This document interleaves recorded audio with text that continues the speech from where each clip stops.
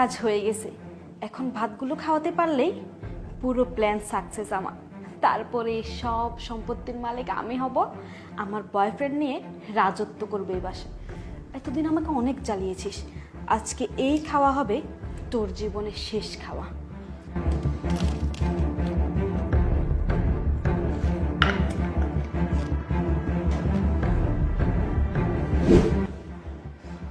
হায় হায়, আমি এটা কি দেখলাম? ম্যাডাম স্যারের ভাতের লগে কাঁচের বোতলের গুঁড়া মিশাইতেছে।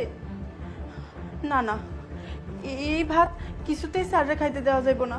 আমি এখন কি করি, কেমনি কথা আমি স্যারে কমু, কি যে করি, কোনো কিছু একটা তো ভাবনই লাগবো। বুদ্ধি, আমি এভাবে বলবো।